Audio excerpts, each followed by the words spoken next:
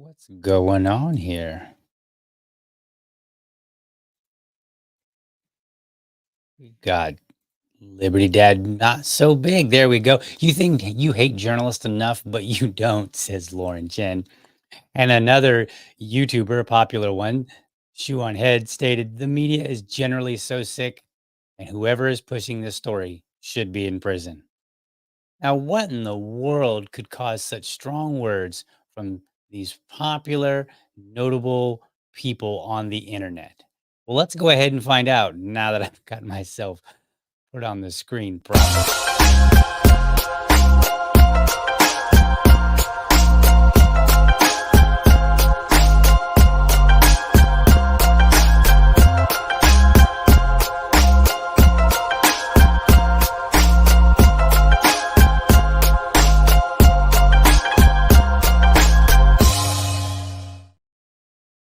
You know, every every so often, and by every so often, I mean like, I don't know, once a week, it seems like something doesn't go right on the podcast.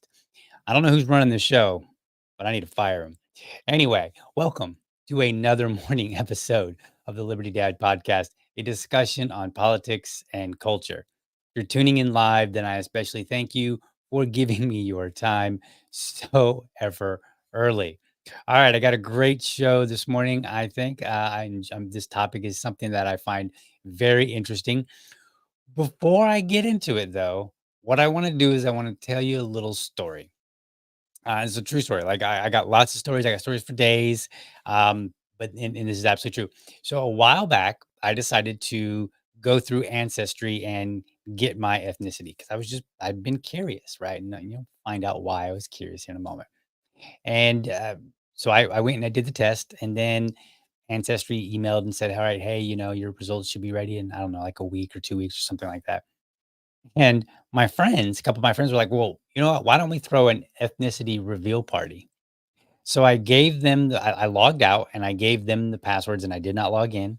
And then they checked the results and then they put together literally a party. And so what they did was like I came over to my friend's house and they had on the walls, they had different flags from different nations. And on the flags, they would say they would like behind the flags, they would have like what percentage of that particular nation, ethnicity. I know that ethnicity and nation are different, but from where that ethnicity tends to hail. And so the flags were representative. And they would say, like, well, what percent are you? Like, are you French? Are you, are you Chinese? Are you, what are you? Right. And so they had all these different ones. And some of them were zero, and then some of them had the various percentages as presented on ancestry. And it turned out that I was 20% Native American. And that was quite astonishing. And I was like, wow, okay. Didn't see that one coming.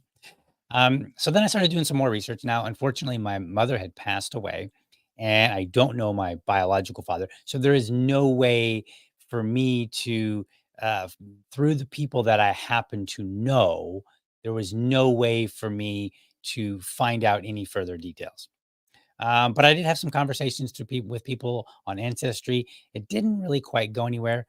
I found one very, very interesting match. Um, there was a fellow in Louisiana, and according to Ancestry, and we did connect. According to Ancestry, he could be like a half brother. And but we started talking, and his story and my story don't make any sense.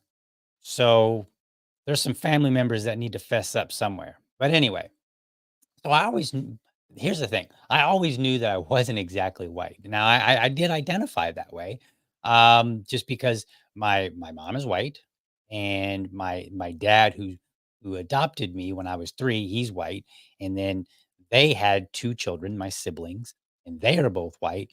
And then you have me with this kind of like olive kind of like complexion. And when I was growing up, I would always hear, "No, no, no, but seriously, what are you?" And I'd be like, "Well, I'm white." And they're like, "No, for real, what are you, DL?" And like nobody believed me. But I just kind of continued on. But the most interesting thing that was ever said to me, looking back now, remember, I didn't know anything about being Native American until I did this ancestry. And then I started looking back at things and I was like, ah, that makes sense. And that makes sense. But the most interesting thing was when I was in high school, about 17, I was doing theater in school. And it was actually an after school program, but there was this woman from a legitimate theater would come over and she would, run this production, like, and it was a big deal. And when we were putting on stage makeup one time, and one of my peers, she was like, "Are you Indian?" Because we were allowed to say it back then. Like now you have to, like, I'll say what I want, but like most people now say Native American. But she was like, "Are you Indian?" And I was like, "No." And she was like, "Well, you have high cheekbones." And I was like, "Thanks." Right? Like I didn't really know how to respond to this. She also said I had really nice eyelashes. Like, I don't know. Maybe there was something there and I just missed it. Oh well.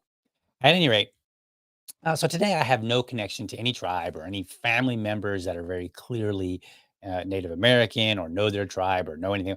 Like, yeah, I have no connection to that. Like, literally, my only connection is just kind of looking back on history and finding out, the realization of what some things meant now, and then my ancestry results.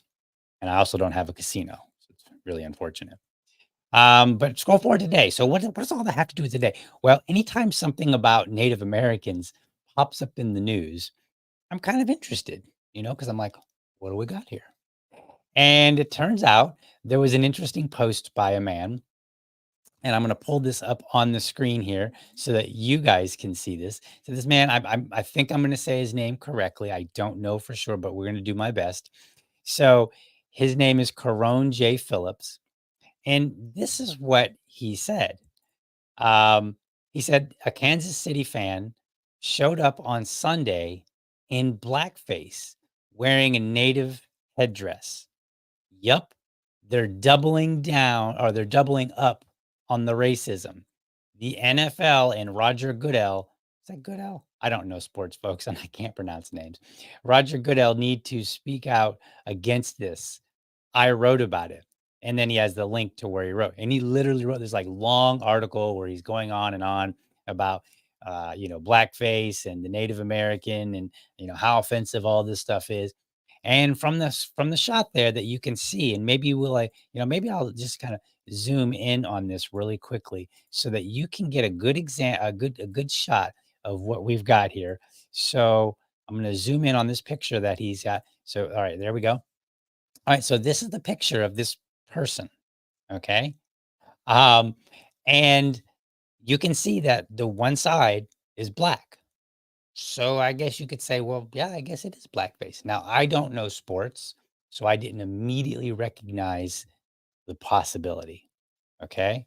But as it turns out, he as it turns out, it's not blackface. Now, before we get to the actual picture of this kid, we're gonna look one more time here.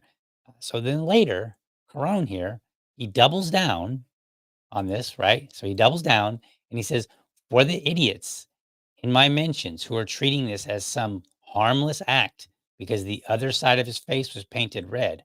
Oh, that's interesting. We haven't seen that. I could make the argument that it makes it even worse.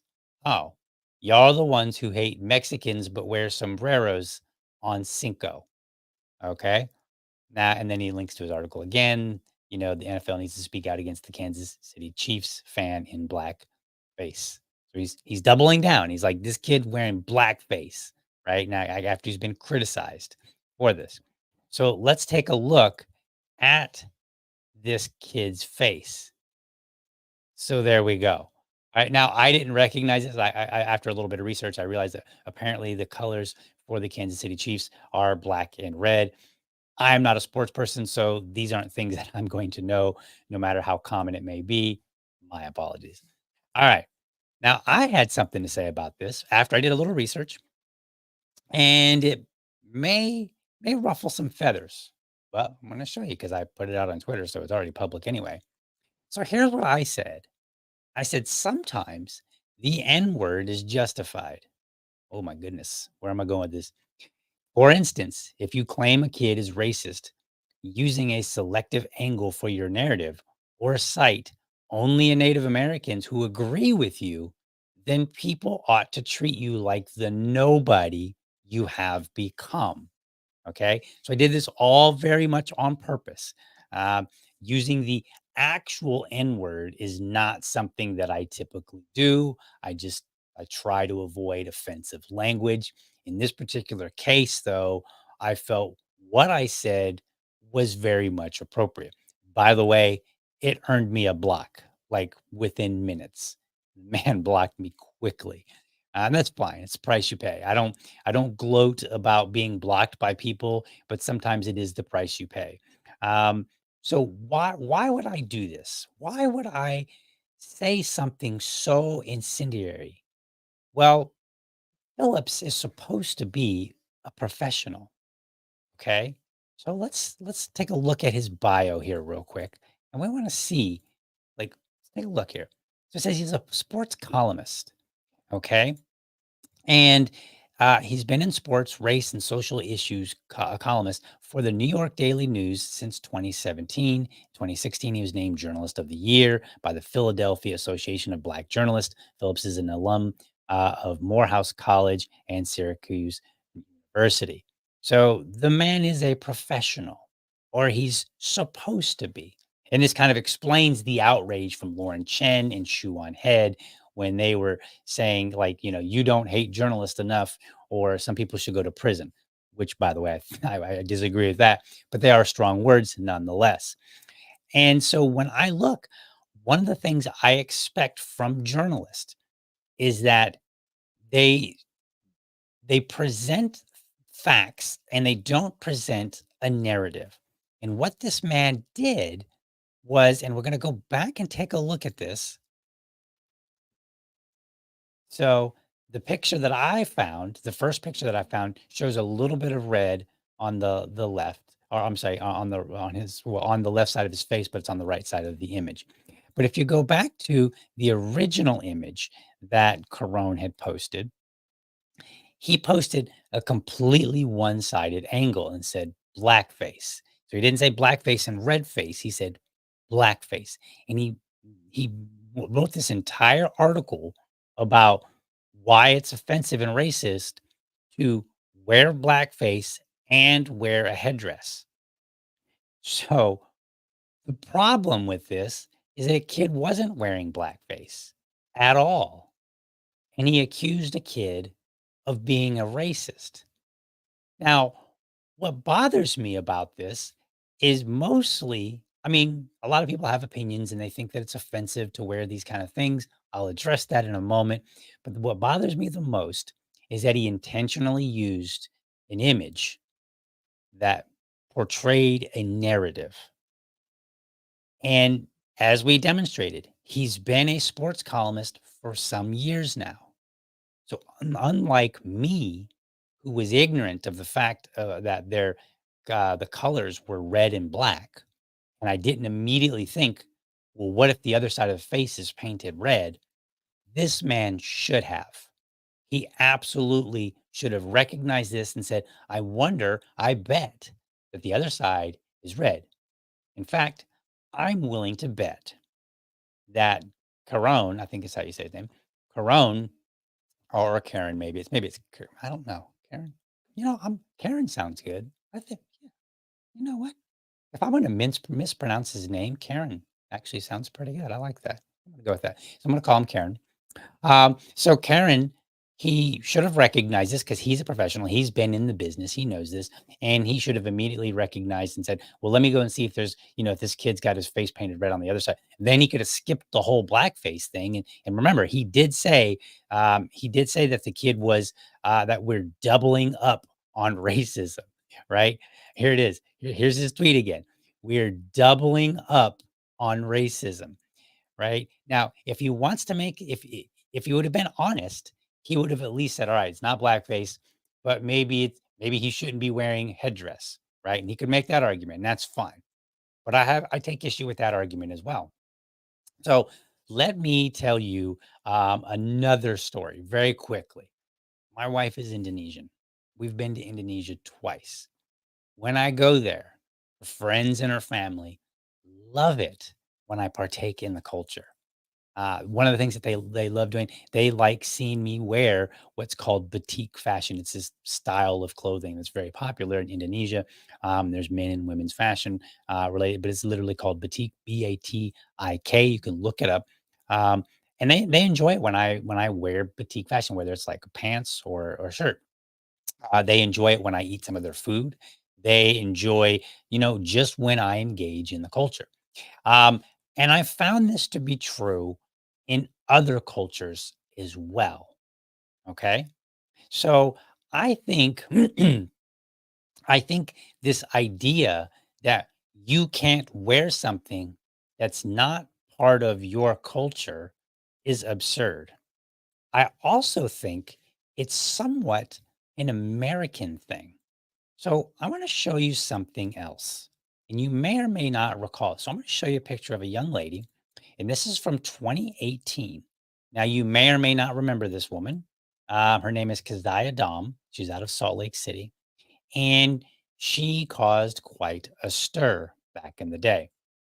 So the stir that she caused was over this dress. This is a traditional Chinese dress. What ended up happening, she found it at a local thrift shop. She thought it was a beautiful dress. It fit well. So she wore it, took a picture, and man, did Twitter blow up. So let's go to a New York Times story and let's see what exactly happened here. So there we go. All right. So teenagers' prom dress stirs furor in the US, but not in China. It's interesting. All right, so we scroll down. So this is the tradition. This is the same style dress. So we see that it says women in, and I again names, folks. Women in China. I'm just going to skip that. I'm not even going to try. Women in China wearing the traditional Chinese dress known as, again, not going to get these names right, but I'm going to try that last one. Kapow. I hope I got that one right. But this is the traditional Chinese dress. A picture of Chinese women wearing the same dress that Keziah was wearing. So, and you can see this article is dated May 2nd, 2018, courtesy of the Wayback Machine.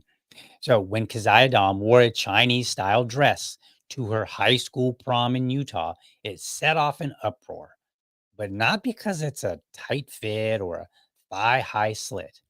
After Ms. Dom, 18, shared pictures on social media of her prom night, a Twitter user named Jeremy Lamb hotly responded in a post that has been retweeted nearly 42,000 times. And it doesn't have a picture of it because this is from the Wayback Machine. But he says, "My culture is not your prom dress," he wrote, adding profanity for effect, which he did. "I'm proud of my culture," he wrote in another post. "For it to simply be subject to American consumerism and cater to a white audience is parallel to colonial ideology." Wow, some strong language from an American. He may be a Chinese American, Chinese American, but he is still American. Now, some Twitter users who describe themselves as Asian American seized on Ms. Dom's dress, a form-fitting red uh, Sam, also known as Kapow, with black and gold ornamental designs, as an example of cultural appropriation, a sign of disrespect and exploitation. Other Asian Americans said the criticism was silly. But here's where it gets funny. Wait a minute. Not yet. One more stroke. "This isn't okay," wrote someone with the username Genie. "I wouldn't wear traditional Korean, Japanese, or any other traditional dress, and I'm Asian. I wouldn't wear traditional Irish or Swedish or Greek dress either. There's a lot of history behind these clothes. Sad." But here's where it gets interesting. When the furor reached Asia, though, many seemed to be scratching their heads. Far from being critical of Ms. Dom, who is not Chinese, many people in mainland China, Hong Kong, and Taiwan proclaimed her choice of traditional high neck dress as a victory for Chinese culture. "I am very proud to have our culture recognized by people in other countries," said someone named Snail Trail, commenting on a post of the Utah episode by a popular account on WeChat, the messaging and social media platform that had been read more than 100,000 times. "It is ridiculous to criticize this as cultural appropriation," Zhao Yijin, a Hong Kong based cultural commentator, said in a telephone interview. From the perspective of a Chinese person, if a foreign woman wears a kipao and thinks she looks pretty, then why shouldn't she wear it? So think about this for a second, folks. This does seem to be an American issue, largely.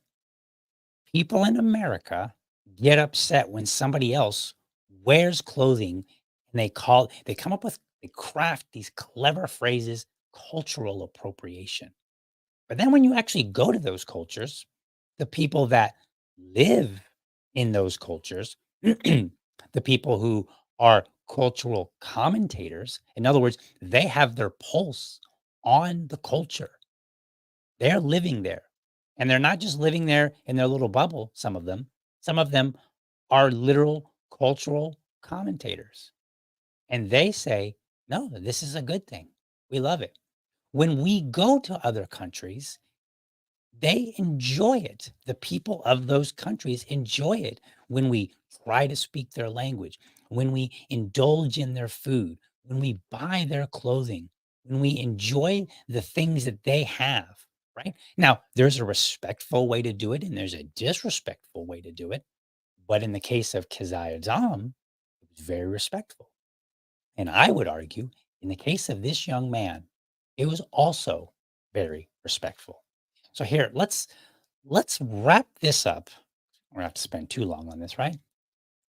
This man, Karen, should, because he's a professional, because he knows the business. He talks about sports. He's a sports commentator. That's what he does. He should have immediately recognized that the colors for the Kansas City Chiefs were red and black. And he should have immediately said, well, it's common for people to paint their face of the color of the teams that they support, right? People do not go to sports games and paint their face of the opposing team that they want to lose. They paint their face or they wear the garb of of the team that they want to win, the team that they identify with, the team that they're cheering for and screaming and yelling and having a good time watching if their team is winning, of course, right? People do this because they want to respect and they want to be a part of something that they value. So he should have known this and he should have looked for the proper photo. And that should have been enough. It should have stopped right there, at least for the blackface argument. Okay. He should have immediately, and he didn't. So that was his first mistake. And I think it was on purpose because we're not talking about some yokel who doesn't know anything about sports. It would have been different if it would have been me. I might have had to take the L if I was the one that like, look at this kid. I can't believe him. Right. But it's not. I'm not a sports commentator. Karen is. All right. Second, if that wasn't enough, if the proper photo would not have been enough to stop this whole nonsensical argument about blackface, the fact that this person was a child should have given Karen pause. Now, why is that? My son is almost 5 years old. I'll take him to the park sometimes, and he's visibly Asian. You've probably seen, if you watch the show long enough, you've seen him pop in. He's sometimes jumping. He's busy playing in his room or something like that right now. But he will go to the park and he'll go up to any other kid. Doesn't matter. Boy, girl, white, black, Asian, Indian, doesn't matter. Indian being here, we mostly have the dot, not feather. But if there was one of, feather, then that Indian too. But he goes up to these kids and he simply says, "Hi, I'm Zach. Want to play with me?" And then, like a minute later, they're just running around, having a blast. And they don't care about what color somebody is. Now, the kid is a little bit older, and it's possible that he maybe has some racist ideas. But the point I'm making here is that the younger you are, the less likely you are to be racist because you haven't lived long enough to become jaded about anything. Whether it's true or not, it doesn't matter. You just, as you get older, we get jaded and we get suspicious of people, but you don't have that when you're younger. My son right now, I don't even know if he recognizes or cares that other kids look different. His 2 favorite friends at his school, at his preschool, are Indian. Again, dot, not feather, but it would have been cool if they were feather too. They're his favorite friends, and apparently when we went to an event at his school and we met the parents, they seem to suggest that, their kid talks about our kid all the time, right? So they seem to be besties right now, and they don't look alike at all. They're totally different cultures, totally different look. Children are about you don't get any more innocent than children. And so I think by looking at that picture, Karen should have been like, "Well, okay." The proper photo, which I failed to recognize, showed that he was wearing black on one side of his face, red on the other side of the face. But that wasn't enough. So then he should have looked and said, okay, well, this kid's a child. He's probably about 12. There's a good chance that he's really not there to make fun of of Native Americans or black people because he's young, right? Like it's not that young people get a pass; they just haven't lived long enough to get there, you know. But since that didn't give Karen pause, then lastly, he should have kind of thought, well, wait a minute. Why do people wear all the stuff, all the insignia and stuff that goes along with their team? Oh, it's because they have some level of respect, right? Or love for them. This is why I mentioned there's a similarity between wearing, some other culture's thing or a girl wearing her boyfriend's hoodie, right? Like girls don't wear hoodies of guys that they dislike. They don't go to the guy they think is a dork or a loser and say, "Hey, can I wear your jacket?" No, they wear the jacket of their boyfriend, of somebody that they actually care about.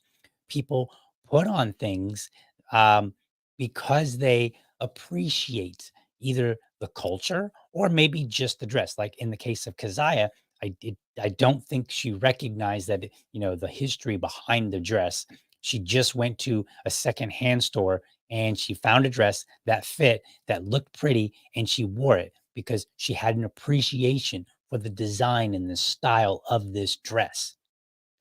So this man, Karen, who blocked me for saying something pretty sharp, which I'm standing by, I'm okay with it. He missed 3 opportunities to get his head screwed on straight. The proper photo of this young boy should have been enough. The fact that he was a young boy should have been the second clue. And then lastly, the idea that people wear things um, out of an appreciation, not out of hatred. All those were clues that, hey, I'm going down the wrong path. And so my response to him when I said the N word is appropriate, and then followed it up with calling him a nobody. I said he's become a nobody because he apparently has a career, but if his career has led him to the point where he's criticizing a child who's trying to enjoy a football game of his presumably favorite team, then maybe he is a nobody. And maybe rather than us arguing these merits, we need to spend a lot more time letting the Karens of the world, whether they're white women or in this case, black men, we need to let the Karens know that's nonsense. Knock it the hell off. All right, folks. Hope you enjoyed that show. Is that a good one? I liked it. I thought it was kind of fun. Right. And I will wear whatever I feel is appropriate. Right. Like if I want to wear batik fashion, I'll wear it. And if somebody gives me grief, I'll be like, well, all the Indonesians I know seem to enjoy it, including my wife. So I don't know why I should care about your opinion. All right. Get some comments here. Hatred is taught. Absolutely, Keith. It is indeed taught. And like I said, as we get older, we get more jaded. I think that's where Karen is. He's jaded. He's been taught that he should hate somebody or at least dislike them or criticize them in a very negative way, however you want to look at it. But he's been taught this behavior of, oh my God, look, somebody's wearing some black makeup on their face. I better flip out. No, Keep your head on straight, man. Don't do the same thing that you don't want people to do. You don't want people to be taught hatred. Don't act like you've been taught hatred. About that, Karen. All right, folks. That's all the show I got today. It was actually pretty short compared to some other ones. But I want to thank you for watching, and I hope you found this episode informative, maybe even inspiring. Be sure to catch me every Monday through Friday, 7 a.m. Eastern, for an informed discussion on politics and culture. And then again, Sundays at 7 p.m. with my co host, Susan Hogarth, where we look across the vastness of tyranny in this country. We just try to find out what is going on in the Libertarian Party. What are the happenings? Are there cool things going on? There are. And we bring them to you. Make sure that you are subscribed to my YouTube channel. You can go to youtube.libertydad.com, or if you're more of a Rumble kind of person, go to rumble.libertydad.com and also let me know how I'm doing. Leave a comment. Remember, folks, if you're a champion of liberty, your business is people and your product is liberty. I want you to have a great week. Catch you next time. For now, I'm out.